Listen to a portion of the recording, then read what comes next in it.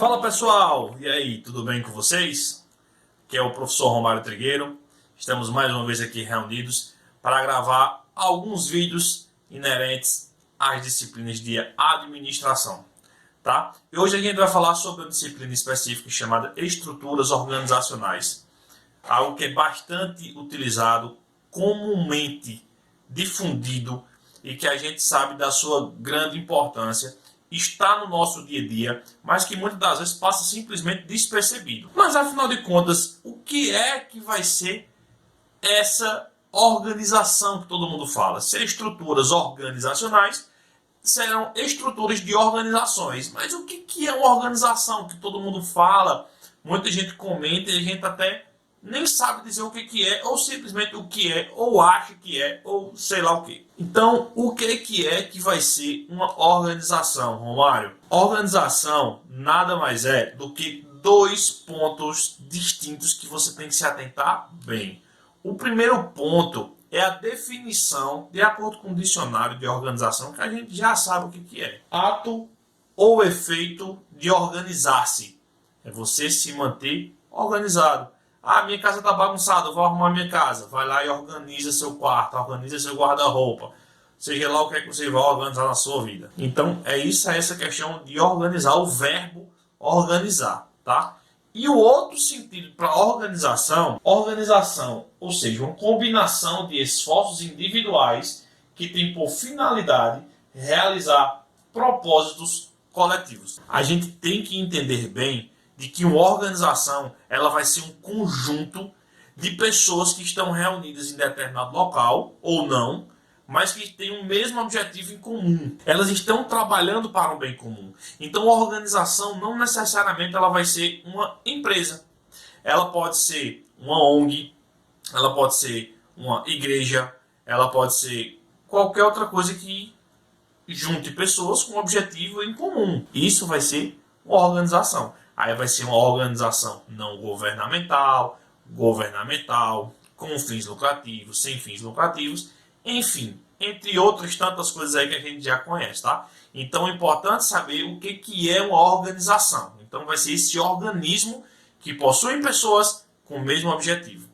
Antes da gente começar a falar propriamente dito da disciplina e estrutura organizacional, dentro de alguns aspectos, tá? Que a gente vai tentar dividir aqui alguns aspectos para que vocês possam entender melhor, eu preciso que vocês entendam de uma coisa.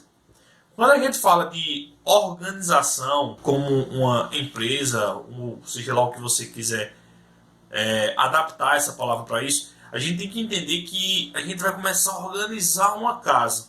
E a gente tem que organizar por um todo. A gente não pode simplesmente imaginar que a sua casa é uma empresa e você vai arrumar só o quarto, o resto pode ficar para lá que não tem interesse não. E nem pode ficar simplesmente pensando em arrumar só a cozinha ou só a sala. Não tem como fazer só isso. Então, a organização de uma empresa ela tem que partir do pressuposto geral. Você tem que olhar a empresa de uma forma macro e conseguir organizar tudo de cima para baixo, de um lado para o outro. Não adianta querer organizar apenas um departamento ou um setor. Claro, existem setores que estão mais defeituosos do que outros. Assim como numa casa, existem setores que são mais bagunçados do que outros, porque são utilizados com mais frequência. Numa empresa, quanto mais gente que tem um setor, muitas das vezes mais complexo ele é. Então, nesse sentido de organização de empresa, você tem que olhar como um todo. Ah, Romário, mas a minha casa é muito grande e eu sozinho não tenho como arrumar minha casa toda. Como é que eu faço? Pede ajuda. Então, se você vai pedir ajuda, você vai ter que dividir o trabalho. E é aí onde entra o desenrolar das estruturas organizacionais. A questão da divisão do trabalho, da burocratização de setores, de onde cada um vai ficar, do que cada um vai fazer. Burocratização? Eu escutei bem, produção. Sim, burocracia. A burocracia é uma coisa boa. Como assim, Romário? Como é que tu tá dizendo um negócio desse, meu amigo? Para muitas empresas, a burocracia é quase um palavrão você dizer isso para alguém. É verdade, eu concordo com você. O problema em si não é a burocracia. e sim o excesso de burocracia. Agora, imagine você, quando foi fazer a sua inscrição em determinada instituição de ensino, por exemplo, sei lá, uma faculdade, e você chega na faculdade e quando a atendente te recebe, ela fala: olha só, senhor Romário, eu preciso que você traga essa relação de documentos aqui para a gente poder fazer a sua matrícula. E daí pede RG, CPF, comprovante de residência, certificado de conclusão do ensino médio, histórico escolar, não sei o que, blá, blá, blá, blá, blá, blá, blá. Isso é realmente necessário? Sim. Afinal de contas, o objetivo da burocracia é o fim e não o processo em geral. A burocracia, ela foca nos meios para se alcançar um objetivo com maior eficiência e eficácia. Então a gente pode dizer que a burocracia ela vai ser um conjunto de normas, regras e procedimentos. Para Max Weber, a burocracia era a forma mais eficiente da organização. Então, antes que você venha aqui querer me xingar, me esculhambar, dizer coisa comigo, porque eu estou falando de burocracia, o que lasca o Brasil, o que trava tudo no Brasil não é a burocracia, é o excesso da burocracia. E muitas das vezes esse excesso está diretamente ligado à centralização do poder. Quanto mais você descentraliza as coisas, mais fáceis fica de elas serem mais ágeis e se resolver. Ah, Romário, tem um ponto negativo que o seu controle também fica menor. Sim, é verdade. Mas aí vai muito do planejamento e da organização que está sendo efetuada para isso aí. Tá bom? Então a burocracia, de fato, não é algo ruim. É algo bom. A burocracia são processos que servem justamente para organizar essa empresa. Objetivando no final. Como o exemplo que eu dei da faculdade. Como é que você vai saber se o camarada que está se inscrevendo pelo menos terminou o ensino médio? Como é que você pode comprovar que realmente é você que está ali fazendo a inscrição? Então, não trata-se apenas dos meios, e sim com um objetivo de maior qualidade. Como eu estava falando para vocês agora há pouco, a gente vai estar lá, a gente vai estar arrumando a casa, a gente precisa arrumar todos os setores da casa, a casa é gigante, a casa é enorme, como é que eu vou arrumar essa casa? Falei, pede ajuda. Então, quem é essa ajuda? Como é que ela vai fazer? Você vai chegar e vai falar para a pessoa, ó, tu vai arrumar o quarto, que eu arrumo aqui a sala, e depois que terminar o quarto você vai fazer tal coisa, e vocês vão começar a dividir o trabalho. Só que a divisão do trabalho ainda é um tabu para muita gente. Muitas pessoas elas não conseguem dividir bem o trabalho, e aqui eu queria abrir um parênteses para você. Muitas das vezes, os empregadores eles perdem bons colaboradores, perdem bons funcionários, simplesmente porque eles estão alocados no local errado. Você pega um funcionário bom, top, e insere ele em outro lugar, totalmente que não cabe com o perfil dele, com o desenvolver dele. E ele acaba não atingindo aquilo que era esperado, e você fica chateado porque isso não está acontecendo, e às vezes, ao invés de se conversar, de tentar encontrar um meio termo, simplesmente tira, demite, desliga. E não é assim que funciona. Você primeiro tem que ouvir para poder entender a pessoa, para poder você colocar algo para frente. Não basta simplesmente você querer chegar lá e que as coisas aconteçam assim.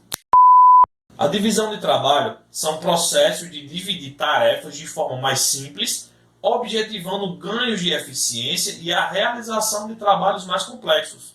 Ou seja, você conseguir fazer mais com menos tempo, menos dinheiro e com a melhor qualidade possível. Como é que eu vou conseguir fazer tudo isso, Romário? Através de uma divisão de trabalho com qualidade. Se você consegue dividir bem os seus colaboradores, a ponto deles conseguirem desenvolver o seu melhor potencial em cada setor, ali com ele, cara, você vai conseguir alcançar resultados que você nunca conseguiu alcançar antes. Então a divisão do trabalho ela é extremamente importante para isso. Reparem só nesse processo que eu desenhei aqui para vocês. Um processo de divisão de trabalho e estrutura organizacional. Então a primeira coisa que tem que se analisar são os objetivos. Aonde é que eu quero chegar? Como é que eu vou chegar lá? Através do planejamento que você vai fazer. Então vamos dar um exemplo que você quer fazer um trabalho escolar. Então se reúne aquela equipe toda que o professor foi lá, dividiu cada um para fazer uma tarefa. E a partir daí alguém tem que tomar uma posição e dividir as tarefas do trabalho da faculdade. Então tu vai dizer, ó, tu vai ficar com determinada coisa, tu vai ficar com determinada coisa, tu vai fazer determinada coisa. Então, o objetivo é falar sobre, sei lá, estruturas organizacionais. Então, cada um vai procurar um setor, cada um vai em uma empresa, o outro vai procurar referências bibliográficas, o outro vai pedir orientação ao professor de como tem que ser feito. Dividiu. Depois você vai chegar e vai começar a montar esse seu trabalho. Ou seja, teve o planejamento, a organização, como tem que ser feito, quem ia fazer. De que adianta você ter autoridade e não ter as responsabilidades adequadas? Ou você até tem a responsabilidade, mas não tem autoridade para aquilo. Então você tem que definir isso bem. Autoridade e responsabilidade. Quem vai estar aqui e o grau de responsabilidade que ele vai ter que ser atingido. Como diz o grande tio Ben, tio do Homem-Aranha. Lembre-se, com grandes poderes vem grandes responsabilidades. Ou seja, a partir disso você vai começar a saber quem vai ter que se reportar a quem. Quem vai ser responsável pelo quê. Então, se você é líder de determinado setor, você tem responsabilidades a cumprir. E você vai prestar conta dessa responsabilidade a quem? Ao seu superior imediato. E quem é o meu superior imediato? É nessa estrutura que vai estar desenhado isso. Mais para frente a gente vai poder entender melhor através do organograma. E vocês vão conseguir entender bem isso que eu estou falando. Romário, o que é que vai ser estrutura organizacional? Ela vai ser a forma pela qual as atividades desenvolvidas por uma organização são divididas, organizadas e coordenadas. Percebam, divididas, organizadas e coordenadas. Então, se tem um objetivo, se tem uma divisão, se está tudo alinhado, você precisa entender que existe uma coordenação, uma junção, algo que tem que estar andando em conformidade. Se houver algum tipo de desvio de conduta, algum tipo de inconformidade com isso, como é que você vai conseguir alinhar isso depois? Vai ficar mais difícil. Então você tem que procurar acompanhar cada processo da montagem dessa estrutura para que ela funcione como uma engrenagem, funcione como um reloginho que nunca dá errado, que sempre bate certinho. Então, para isso, a divisão dos trabalhos, quem você está colocando para ser dividido e o acompanhamento de cada decisão que está sendo feita em cada setor faz toda a diferença. Então, existem empresas que têm setores demais desnecessário e tem empresas que têm setores faltando. Tem empresas que têm gente demais sobrando que não sabe nem o que está fazendo e tem empresa que está com mão de obra escassa. Então, tudo isso vai do seu planejamento, da sua divisão, da sua alocação de autoridade e responsabilidade sobre o que cada um quer fazer, sempre pautado e no objetivo. Beleza? Dentro dessas estruturas organizacionais, eu quero tratar com vocês sobre as estruturas vertical e horizontal. Então, eu trouxe para vocês aqui 3 componentes chaves na definição dessa estrutura organizacional. Primeira definição são as relações formais de subordinação. A gente precisa entender quem é que responde a quem. Quem tem que prestar contas a quem. E isso é algo muito preocupante. Se você pegar a empresa familiar ou empresa muito pequena, a qual o dono sempre está por dentro, há uma quebra de hierarquia muito constante. Muitas das vezes você precisa que o dono resolva alguma coisa e você tem que passar pelo gerente para poder falar com o dono. Isso é a norma da empresa, tá? Só que muitas das vezes o pessoal não faz cumprir essa norma da empresa. Ele simplesmente sabe que quem vai resolver e tomar a decisão é o dono, então ele pula uma etapa e vai falar com o dono. E o dono, ao invés de colocar a cabecinha no lugar e dizer assim, fala com o seu gerente que ele resolve, o dono vai lá e resolve. E pula isso aí. Então tem que se ter uma linha clara dentro dos procedimentos da organização, quem tem que responder a quem tem que fazer o quê, tá bom? Isso tem que ficar bem claro na cabeça do colaborador. Isso tem que ficar bem claro a começar da cabeça do gestor até o piso da empresa, tá legal? O ponto número 2 são o agrupamento de indivíduos em departamentos. Já imaginou se em uma empresa fosse tudo de bolo, todo mundo fizesse tudo e só respondesse a uma pessoa? Iria demorar muito para chegar no objetivo. Iriam ter partes do processo que ia ter falhas. Existem partes do processo que não iriam estar feitas. Ou talvez até duplicadas. Porque ninguém sabe o que fazer. Então, se cada um sabe o que fazer, cada um vai ficar dentro de uma caixinha. Cada um vai ficar responsável pelo seu setor fazendo determinada coisa. Imagine aí uma gaveta organizadora. Agora você consegue colocar várias colmeias. Em cada colmeia você consegue separar o que você quer. Aqui as azuis, aqui as pretas, aqui as sociais. Aqui é para casamento, essa aqui é para aniversário, essa aqui é para isso, essa aqui é para aquilo outro. Você consegue separar e na hora que você precisar, você sabe aonde recorrer com maior assertividade. Então, se eu quero encontrar as minhas meias sociais, então eu tenho que ir lá buscar nas meias sociais no setor das cores pretas. Então, por isso que dentro de uma empresa existe essa departamentalização. Existe marketing, finanças, recursos humanos, recursos materiais, recursos de produção. Existem vários e vários, variando de acordo com o tipo de empresa. Então, por isso que é tão importante ter esses departamentos e uma pessoa ou mais responsáveis por cada departamento, por cada setor. E aí, o líder maior vai saber a quem recorrer. Se teve uma falha no marketing, ele vai recolher todo mundo do marketing. Ele pode chegar lá e buscar o responsável pelo marketing. Afinal de contas, ele tem autoridade, mas também tem as responsabilidades naquele setor. Terceiro ponto, assegurar uma efetiva comunicação, coordenação e integração de esforços entre todos os setores. Como falei agora há pouco para vocês, se faz extremamente necessário a comunicação, a integração e a coordenação.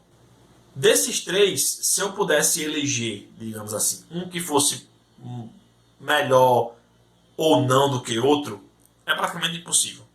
Eles devem andar em concordância. Mas se a gente for classificar entre componentes horizontais e verticais, a gente vai entender que o primeiro e o segundo ponto, as relações formais de subordinação, o agrupamento de indivíduos em departamentos, está diretamente ligado a uma estrutura vertical. Por que, Romário? Porque é uma questão que vem de cima para baixo. É uma questão de quem que responde a quem que delega a quem que está determinando para quem resolver. E o terceiro ponto, nada mais é do que comunicação, coordenação e integração de esforços entre todos os setores. Então, se é entre todos os setores, há uma estrutura de forma horizontal, abrange todo mundo. Todos os setores devem se conhecer, devem se comunicar, devem estar integrados. Se houver falha na comunicação, possivelmente pode haver um erro no objetivo final. Então, se você tem um planejamento, se você tem um objetivo, uma meta a ser alcançada dentro da sua empresa, cada setor tem uma responsabilidade de forma separada e coordenada com os outros setores ao mesmo tempo para se alcançar esse objetivo final. Então, por isso que é tão importante a comunicação e a interação entre todos. Beleza? E agora, organograma e níveis organizacionais. Mas isso daí é um assunto para a nossa próxima aula, tá legal? Resumindo a aula de hoje. Então, o que é que vai ser a organização da organização? A gente entendeu que a estrutura organizacionais, elas vão ser a departamentalização, a divisão de trabalho e a estruturação de uma empresa. Toda empresa, para ela funcionar, ela tem que começar se organizando de dentro para fora. Assim como toda e qualquer empresa, ela nunca quebra de fora para dentro. Ela vem quebrando, é de dentro para fora. Então, todos esses processos têm que estar alinhados em conformidade, comunicação, coordenação e integração. Beleza? Então, é isso aí, pessoal. Fica a dica e vamos que vamos. E até a próxima aula. Se você gostou, deixa o teu joinha aí, tá? Comenta aí o que é que você achou, o que é que você acha na sua empresa. E se você puder, compartilha aí para dar uma força e divulgar conhecimento para outras pessoas. Beleza? Pessoal, muito obrigado. Aquele forte abraço para vocês e fui!